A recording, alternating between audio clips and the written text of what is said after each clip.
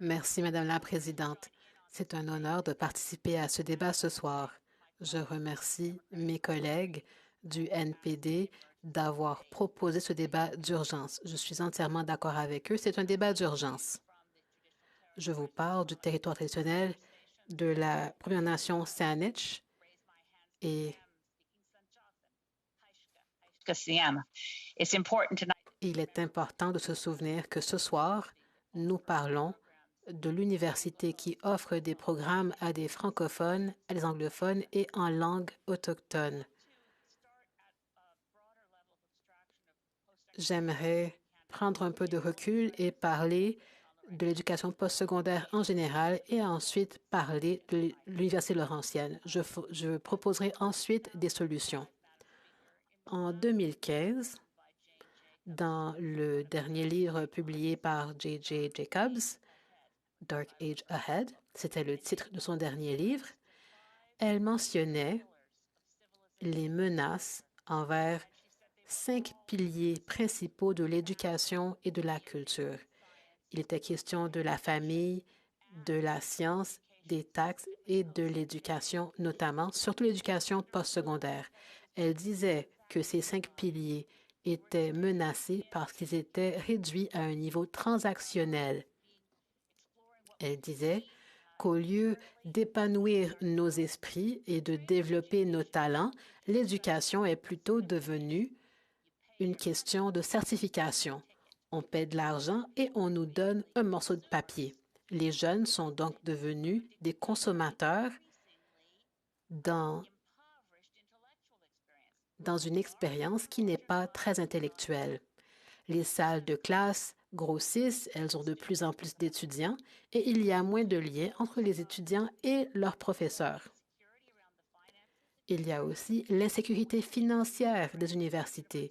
Nous avons vu que les universités doivent maintenant dépendre de grandes entreprises.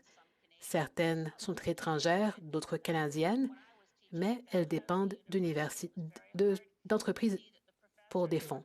Quand j'enseignais à Dalhousie, on étudiait la protection des mammifères marins lors des tests d'explosifs. Et il a fallu avoir recours à une entreprise d'exploitation pétrolière pour obtenir des fonds pour une chaire d'études. Les renseignements obtenus pendant la recherche sont soudain devenus la propriété de l'entreprise qui finançait l'université. Cette tendance est dangereuse. Nous avons aussi remarqué que les universités ont beaucoup d'écueils bureaucratiques, surtout lorsqu'il est question de financement. Lorsque les personnes riches veulent contribuer, elles veulent quelque chose en retour. Elles veulent que des bâtiments soient baptisés à leur nom. Ainsi, ils ont une preuve de leur participation et l'université peut remercier la famille riche qui a payé pour qu'ils puissent embaucher des professeurs. Le gouvernement fédéral fournit des milliards de dollars en transferts aux provinces pour les universités et pour la formation postsecondaire. Cependant, on ne fait pas de suivi de ces dollars. Jane Jacobs a mentionné cela en 2005. Nous avons vu que les personnes les moins bien rémunérées au Canada sont parfois des doctorants et des détenteurs de doctorats. Ils deviennent des chargés de cours par session au lieu d'obtenir des emplois à long terme. Cela réduit les occasions de formation pour les étudiants et les frais de scolarité élevés mènent à un fardeau financier élevé pour les étudiants. Il y a donc beaucoup d'éléments financiers en jeu dans l'éducation postsecondaire et cela pourrait mener à une crise nationale. Maintenant, parlons de l'Université Laurentienne. Elle se situe à Sudbury, une belle communauté. J'ai pu visiter la région à quelques reprises. La communauté de Sudbury était avant une région très minière et maintenant elle est axée sur la durabilité. Il y a du beau travail qui se fait pour la protection des sources d'eau, par exemple. L'éducation est aussi fournie en français et en langue autochtone ainsi qu'en anglais. J'aimerais parler aux étudiants. L'une des amies de ma fille, Christine Lavallée, a rédigé la lettre suivante qui a été publiée dans les journaux. Elle a dit que lorsque les gens font des erreurs comme celle que la Laurentienne a fait, qui l'ont menée à la faillite, il faut qu'elle rende des comptes. Et c'est une période très difficile pour plusieurs. Christine a dit ceci.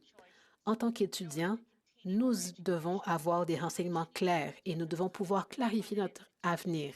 L'Université Laurentienne reçoit de l'appui financier du gouvernement fédéral et provincial et pourtant, les étudiants et le corps professoral sont ceux qui font les frais de la mauvaise gestion administrative de l'université. Qui va demander des comptes à l'Université Laurentienne sur cet état financier? C'est ce qu'a dit Christine Lavallée.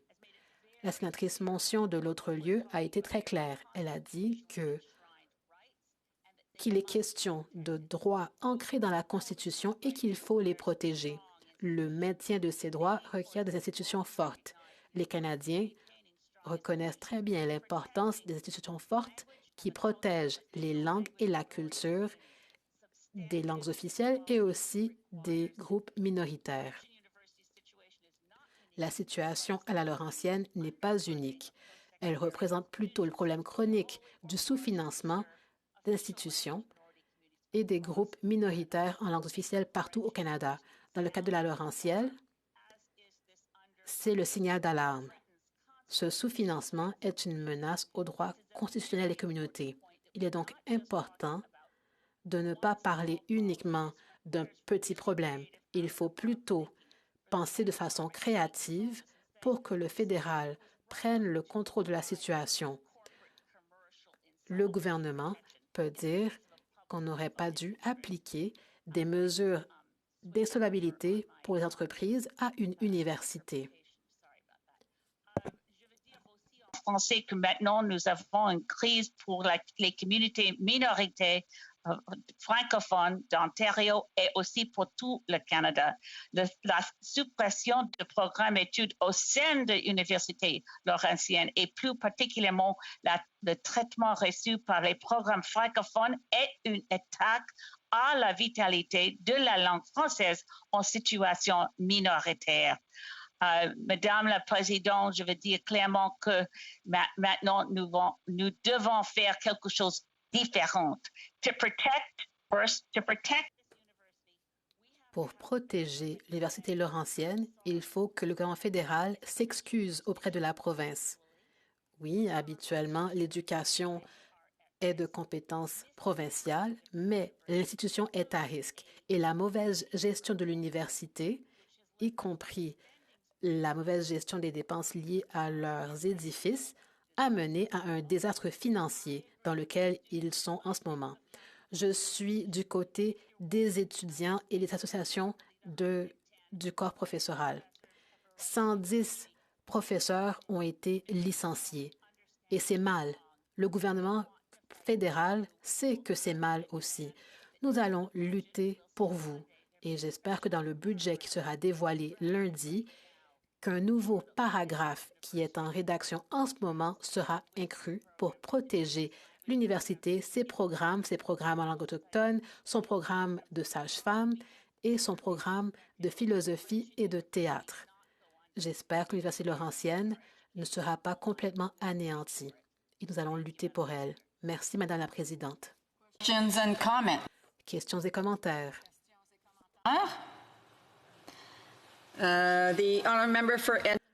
L'honorable député d'Edmonton, l'honorable député d'Edmonton-Strathcona. Oui, c'est en Alberta, donc vous avez à peu près raison.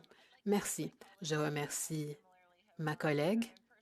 Je ne l'ai pas vue en personne depuis très longtemps. C'est comme ça qu'on se voit ces jours-ci. J'étais très émue par ses propos. Elle sait très bien qu'à Edmonton et à Edmonton-Strathcona, l'Université de l'Alberta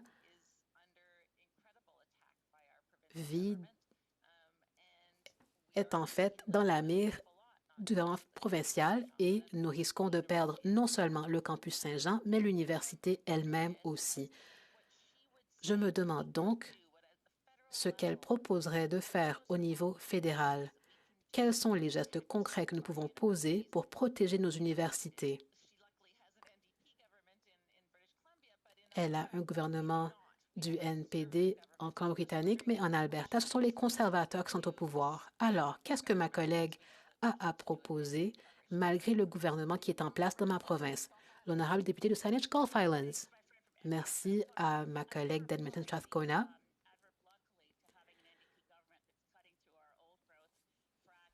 Le gouvernement de l'Alberta avait beau être du NPD auparavant, ils étaient quand même pour l'exploitation pétrolière. Cependant, je proposerais que le fédéral augmente les transferts aux provinces pour l'éducation postsecondaire. Je suis d'accord avec mon collègue de London Fanshawe. Nous devons avoir une loi sur l'éducation postsecondaire au Canada pour établir des normes. Nous sommes sur une pente glissante. Les étudiants sont maintenant de simples consommateurs. C'est une transaction quand on devient éduqué. On donne une somme d'argent et on nous donne un morceau de papier. J'étais très chanceuse lorsque moi, je suis allée à la faculté de droit il y a 40 ans. Je dois passer à une autre question. Quels sont les commentaires, l'honorable député de Langley-Aldergrove? Merci, Madame la Présidente, et merci à la députée de Saanich Gulf Islands pour son discours. La députée a parlé du besoin de faire preuve de créativité de la part des universités. Les universités ont des partenariats avec des entreprises canadiennes et elles pourraient favoriser ce type de partenariat, surtout pour les entreprises qui sont socio-responsables, afin qu'elles puissent financer des chaires de recherche et forger des partenariats et maintenir la propriété intellectuelle qui pourrait être utile dans la recherche. L'honorable député de Saanich Gulf Islands. Bien sûr, tous les partenariats sont bons, tant et aussi longtemps qu'on évite de restreindre ou de réduire à une transaction le processus de recherche. Les universités financées publiquement devraient être accessibles publiquement. Il ne faut pas privatiser les renseignements, il faut partager les connaissances. Mais s'il s'agit de ce genre de partenariat, oui, tout à fait. De Saint-Hyacinthe-Bagotte, une brève question, s'il vous plaît. Merci, Madame la Présidente. Je remercie la députée pour sa présentation, notamment d'avoir cité une urbaniste que j'aime beaucoup, qui est Jane Jacobs, qui appuyait l'indépendance du Québec parce que ça serait bon pour la région de Montréal, d'ailleurs.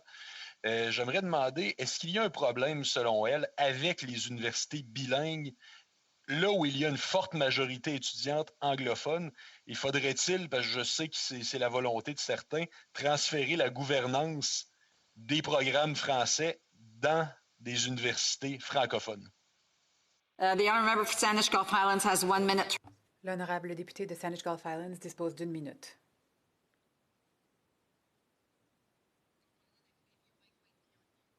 L'honorable député de Saanich Gulf Islands, êtes-vous en sourdine? Not sure if we... Oh, merci à mon answer, collègue. please. Merci, mon collègue de Saint-Hyacinthe-Bagotte. C'est tellement important de protéger les droits des étudiantes francophones dans une situation minoritaire. Et peut-être il a raison. C'est la première fois que j'ai entendu l'idée qu'il y a une menace avec les autres étudiantes anglophones dans un contexte bilingue. Mais je pense que quand on va avoir la richesse les anglophones, les francophones et les étudiantes autochtones, c'est la meilleure chose de partager les valeurs et la réalité de vivre en français.